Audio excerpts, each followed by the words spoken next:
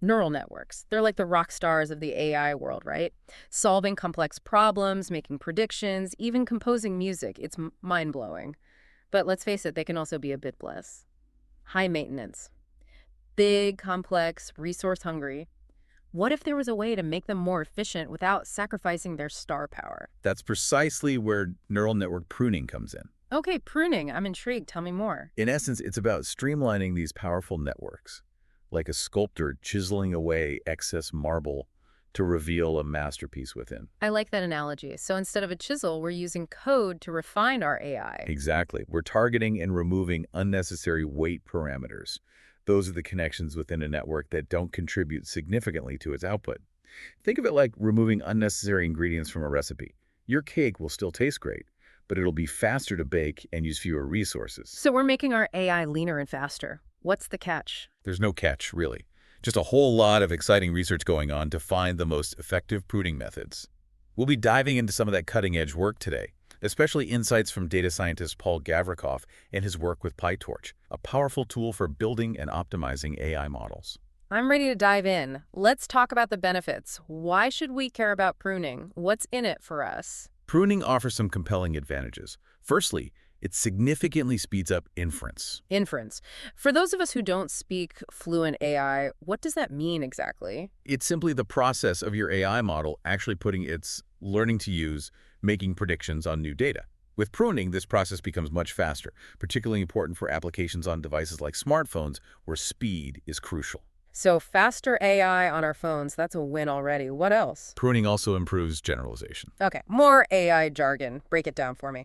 Basically, it means the prune network becomes better at handling NIW data, not just the data it was trained on. It becomes more adaptable and less prone to overfitting, which is when a model performs well on training data but poorly on new, unseen data. Right, like memorizing answers instead of understanding the material. Not a good look for our AI. Exactly. Finally, and this is a big one, pruning reduces the model's memory footprint. That means it takes up less storage space, which is essential for deploying AI on devices with limited memory. Okay, so faster, more adaptable, and smaller. These are some serious perks. So we know pruning is great for making our AI leaner, meaner, and more adaptable. But how do we actually do it? What are the different approaches? Great question. Let's dive into the two main types of pruning, unstructured and structured. Unstructured pruning, what's that all about? Think of it like decluttering your desk, but on a microscopic level. You're going through each individual weight in the network, one by one, and deciding whether to keep it or remove it. So it's like we're carefully snipping away connections that aren't essential to the network's performance. Precisely. And this can lead to a high pruning ratio, meaning we can remove a large percentage of those connections, significantly shrinking the network size. That sounds super efficient. But what about the drawbacks? While unstructured pruning can be effective for reducing size, it might not always lead to a significant speed boost. It's like tidying your desk. Yeah, You have less clutter, but it might still take time to find what you need. I get it. So for those serious speed gains, we need to look at structured pruning. That's right. Structured pruning is more about simplifying the network's architecture. Think of it like removing whole drawers from your desk in entire sections that aren't being used. So we're not just snipping individual connections anymore, but removing entire branches of the network. Exactly. This can result in huge speed boosts as the network is doing less computation overall. It's like having a streamlined desk. You can find what you need quickly and efficiently.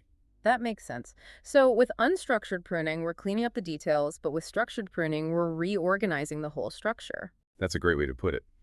And it's not just about removing random sections. Remember those degenerated filters that Paul Gavrikov mentioned? Yeah, those filters that aren't actually contributing anything, like those drawers on your desk that just hold random junk. Exactly. Identifying and removing those useless filters is a key aspect of structured pruning. It's not just about shrinking the network, but also about making it more efficient by removing the dead weight. So both types of pruning have their own strengths. Yeah. But how do we actually implement pruning? That's where PyTorch comes in, right? PyTorch. Yeah. It's like the Swiss Army knife of AI development, right? What can it do? You're not wrong. And when it comes to pruning, PyTorch really shines.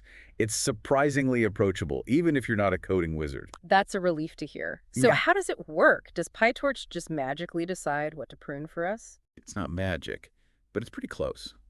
PyTorch integrates pruning directly into its framework, starting from version 1.4.0. And it's incredibly flexible. Let's say you want to test out different pruning techniques. PyTorch makes it easy to experiment and see what works best for your specific model and data. So no more manually going through and deleting connections. Not unless you want to. PyTorch offers several built-in pruning methods. One approach is local pruning. Local pruning sounds familiar. Remind me what that's about again. It gives you fine-grained control. You choose how much to prune within each layer of your network individually.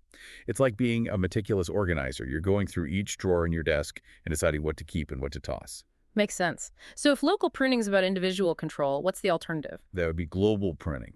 This is where PyTorch takes on more of an autopilot role. Autopilot. I like the sound of that. Less work for us. Precisely. You set a target sparsity for the entire network, say 20%, and PyTorch figures out the optimal pruning per layer. It's like saying, I need to clear out 20% of my desk space, and letting a smart assistant reorganize everything for maximum efficiency. That's seriously cool. So PyTorch does all the heavy lifting, but we still have ultimate control over how much pruning happens. Exactly.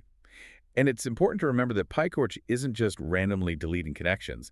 It creates a mask that controls which connections are active. Think of it like a filter on a camera lens. It shapes and focuses the final output. So even though connections are being removed, the network's overall structure remains intact. Exactly. And because of this masking approach, you can easily go back to an unpruned version if needed. It's a very flexible and forgiving system. That's reassuring. It's like having a safety net for when you experiment with different pruning strategies. Exactly. And speaking of experimentation, PyTorch even allows you to define your own custom pruning methods. Wait, really? So it's not just limited to the pre-built options. We can get under the hood and create something completely unique. Absolutely. It's like having a workshop where you can tinker and fine-tune your AI to an incredible degree. For instance, let's say you're working on an AI-powered medical imaging device.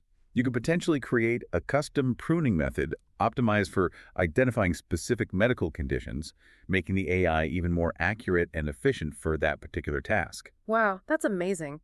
Customizable pruning opens up a whole new level of possibilities. It's like instead of just using the default settings, we can fine-tune every aspect of our AI for maximum performance. You got it. And that's the beauty of neural network pruning with PyTorch.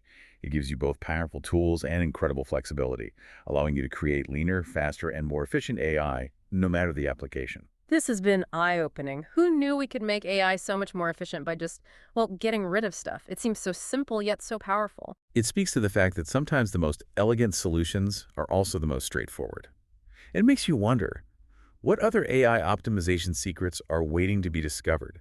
What other breakthroughs are on the horizon? That's a great question to leave our listeners with. Thanks for taking us on this deep dive. Until next time.